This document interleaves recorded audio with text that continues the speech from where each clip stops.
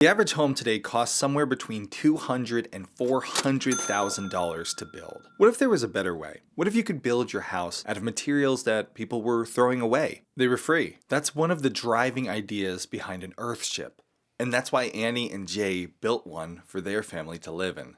You build out of trash, you which build I've it been out a of things. recycler forever. Yep, you heard that right. You build a house out of trash. We have some bottles that we picked up. All of this is doing is filling space with stuff. We like to use beer bottles because in this area, a lot of people will recycle the aluminum cans, but you could just as easily use aluminum cans. This was the idea of Michael Reynolds, the creator of the Earthship. The first beer can house was made in 1972, and I found myself fresh out of architectural school, and I just said, well, hell, we build out of trees, but we don't want to get rid of them, and we want to get rid of garbage. Why don't we try to build out of garbage? It started to be kind of a contrived effort to recycle and has ended up the best way I know of to build, regardless of recycling.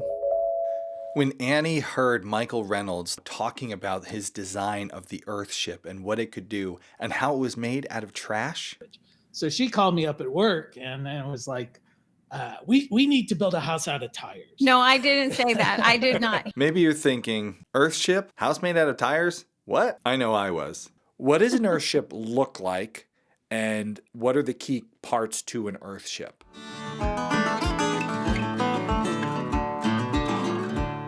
The house itself was originally like 3 large U's made of earth pounded into tires. So the structure of it, you think of them like big 200-pound bricks of earth with the form being the tire. Each tire is the brick. Yeah, Yeah, they're and you laid stack like them bricks. in a running bond like you would do with bricks, and you build up these walls. They form the structure of the building, and it just floats on the earth. You know, you scrape. There's no footer. There's no footer required because you're dealing with flexible materials. Plus, with an Earthship, because it's earth berm, the roof line becomes the frost line. You know, it never gets below about 55 degrees inside the house in any situation. Could be minus 20 outside. The thermal mass of the structure will keep everything to a minimum of about 55. When you say an earth berm, Jay, do you mean like if we picture the hillside at an angle here, you notch into the hillside like that, or do you build up a berm? No, we did We not. always recommend with the Earthships. Most people think, oh, I've got a south-facing hill. I want to dig into the hill and build my Earthship. And that would be a bad situation unless you're in the desert, because then you have groundwater infiltration issues. So what we did and what we recommend is just start with a flat piece of land and build up your walls, the earth berming, the tire walls. And then after it was all done, we did waterproofing and everything on the back of the tires. Well, we did it as we went up the Yeah, wall. and then just had earth bermed up against, pushed up, Okay. to create that thermal mass. Wow. But then you don't have any kind of water infiltration Yeah, issues. You that can makes control sense. all of the water. The That other makes thing sense. is when you build, as you come up the tire, as you build the tire wall, you're going to be up 13 feet when you get to the top of that tire wall. And if you keep building the berm, when people fall off, they don't die. From the beginning, we'd be working and somebody would disappear. And so I said, no, we're not doing that. So we had all of the waterproofing and the rigid insulation, and we just kept coming up the wall. So eventually the berm was, near the top. Yeah, So because you're standing on a 2-foot wide tire swinging Yeah. a sledgehammer, yeah. and one false step and you can take a tumble. So, Yeah, okay. so anyway, after the tire walls are constructed, then of course we put the roof rafters on, which are supported by the tire walls. Put the roof on, and then there's a front face of the building, and so the whole front face faces south. And in our case, it's about 70 feet long, and it's just traditionally framed. We ended up using patio doors. but Michael Reynolds' original design had it at a 40-degree angle to maximize penetration of the sun Solar through. gain. Yeah, so in the wintertime you get more sun, in the summertime you get less sun. That's a dumb idea because windows were never designed to be at an angle like that. And over time, what you end up with is with double pane insulated windows. Those double panes are now sitting with different pressures on each one, and eventually they will separate because they're not sitting properly in their seating like they would do if they were at a 90-degree angle. Yeah, okay. And you get one pinhole leak in there, and now you're going to get condensation Plus, inside. no, you don't have insulation anymore once the Yeah. gas escapes. Well, the Earthship that we built was basically Earthship version 1.0, which we went to Michael Reynolds in 93, somewhere around there. And because she had heard him on the radio, she thought he'd been doing this a lot. Turned out it was like his house. Well, he built Dennis it was Weaver's still house early on in the process. So his plans and things have evolved. And so we have some of that legacy stuff. What else does an Earthship provide that maybe a typical stick frame home isn't providing? Sure. Well, of course, I mentioned that the fact that it never gets below 55 degrees, just through natural thermal mass. Yeah. Then you don't have to worry about pipes freezing, fish dying in the aquarium, that kind of thing, or your plants freezing in the wintertime if the electricity goes off, which is a big issue for a lot of people. Power goes down, you're done. Then the passive solar, if the sun is shining, it could be minus 10 outside. It'll be 70 degrees inside the house. Wow, 70. With no external heat source whatsoever. No heat.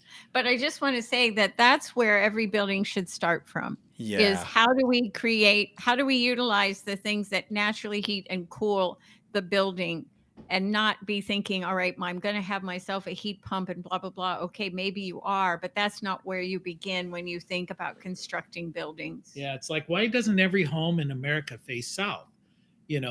Why do we face the road? Like that's the best view. Shouldn't you be orientating your buildings based on the natural phenomenon? Why wouldn't you have wind ventings coming from the west when the predominant winds are from the west or the east or wherever they are? So you say, okay, what naturally? It's cool because Jay and Annie take all of these sustainable building practices that they learned on the Earthship and they apply them to every building that they put up at Blue Rock Station. And you can see all those over at their YouTube channel. I'll give you a link in case you're interested in subscribing. It's a fantastic channel. Then another of the utilities is water. So the rainwater is our water source, and it's harvested off the roof into a 5,000-gallon tire cistern that we made. We've never had any issues with water, even though we live in an area that has constant water issues because the aquifer has gone lower and lower and lower. So all our neighbors are digging or contamination. deeper and deeper wells. And we keep going, you know what? There's this thing called rain and it falls from the sky. But the government has made people afraid. They say it's a poverty issue, it's dirty or whatever, but we are healthy. We're the picture of health. And because cisterns are a living organism, a living machine full of all kinds of beneficial bacteria if they work properly. And if you don't screw around with them, or a coon doesn't get in there and die, or your husband dumped vinegar in it, that's a good story. Okay, we won't even go into that. then you don't. It's just beautiful. The water it's so good. You can't hardly stand to drink water anywhere else. Wow. And we've got 5,000 gallons there. Plus we collect off of other buildings into a few rain barrels, but we also have a huge cistern. Our cistern is actually, it does have berm. It is bermed, but then the one side of it is actually a wall of the house. But I would say that the one utility that most people comment about and that feels is the composting toilets. Yes, this is a good one. We've had the composting toilet outdoors. So we've had an outdoor, and the main toilet privies. is in the privy. And the idea, people just freak out about, really, you go outside in the middle of the winter to go to the bathroom. And I'm like, it said, what do you do when it's -5 or whatever? And I always say, well, you don't dawdle, okay? You're there for a purpose. And, You're not spending a so- lot of But time it on your does take phone. some- One of the reasons I love producing this show is the fact that I get to sit down and talk to people like Jay and Annie who have decades and decades of experience in sustainable living. This conversation was actually 2 hours long, and the last parting advice they gave to me, honestly, it will stick with me forever. It's going to be something I just say to myself over and over, and I'm going to share that with you in a second. Just a quick note, if you are a Homesteady Pioneer, you have access to the extended 2-hour-long version of that episode. I don't put those on YouTube because most people on YouTube perform short-form content. But if you're the kind of person who wants to sit down and enjoy a long discussion with a couple of homesteading experts like Jay and Annie, you're going to want to become a pioneer. There's a link below to do that. Getting back to your question about how the building itself, works and feels, because we've tried to get to zero as much as possible. I mentioned Zero what? the zero utilities, zero net. It's actually negative carbon because it's built out of trash. Yes, and it could be deconstructed and every bit of it either reused or composted. It wouldn't end up in the landfill. Yeah, and all the component pieces inside have been salvaged. The woods that we use, the sinks, the cabinets, the kitchen cabinets. We actually bought those from a school that was being torn down. I carried the measurements for 9 years in my purse because I wanted to have stainless steel tops because I am famous for my housekeeping, and it's not in a good way. And I wanted, because I always feed people and I want them to see, hey, there's dust on the shelves, but this is clean. And so 9 years, and we went to this sale, and I'm like, hey, this is the deal. Here it is. And they even delivered for us. Wow, cool. So it was great. Yeah, so Takes a plan. and we have installed solar arrays. Mm-hmm. We actually had some workshops and people installed them. So it is basically zero, impact on the earth. And folks will oftentimes ask how much it costs, to build an Earthship, which is We have no idea. yeah, it's kind of gotten beyond it. I usually joke and I say it's about half as much as building a driveway. Well, and other people think there's an end to any of this. A lot of times on the tours, they'll say, well, how long does it take to build an Earthship? Yeah. And I'm like, well, I'll tell you when we're done. I don't know. I mean, we've only been at it 20 years, I guess at some point it'll be done. But it really isn't about that accomplishing the end. It's about the journey. The end is death. Yeah, the end. Yeah. We're not going there alert. yet. Yeah, that's right. But we're not going there yet.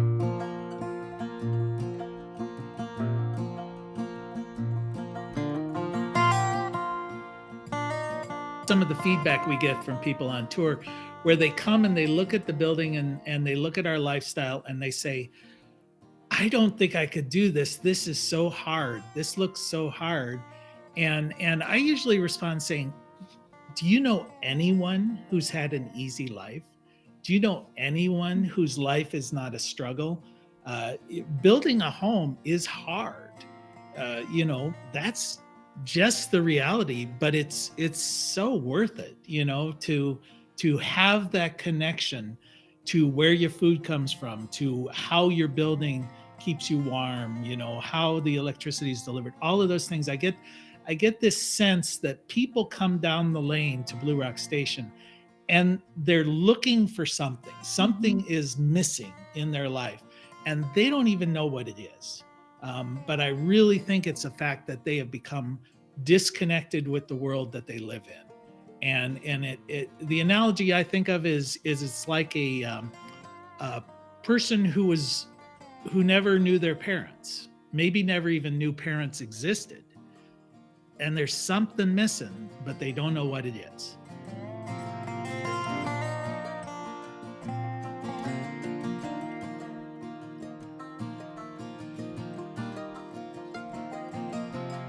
And so they try and fill that hole with stuff, yeah, with buying things or drugs and alcohol or whatever it is. But it's mostly that they're just disconnected. So get yourself connected. I mean, it's worth it. So it gives you something to think about. So, but what I would say is that when you come up to this, I have this dream that I want to do this, and you've done your research and you've created a basic plan. You just write down what you want to do. You don't have to be, an expert at it or anything. You can think about the fact that it feels like you're standing at the Grand Canyon and you think you're going to have to step over it to get to the other side, because that first step feels like that big gorge. It isn't. So you can hold your nose, squeeze your eyes shut, and step forward, and you'll be shocked at the payoff. And go as far as you're comfortable, and you may find that you go a little bit further. Or go as far as you're uncomfortable. Yes, till it feels like it's pinching. Annie used to have a sign next to the toilet that inspired me, and it just said, "Scary is good." Mm-hmm. Jay and Annie have actually helped on a lot of the projects on Quiet Creek Farm, which we went and toured in this video. You can click to watch it.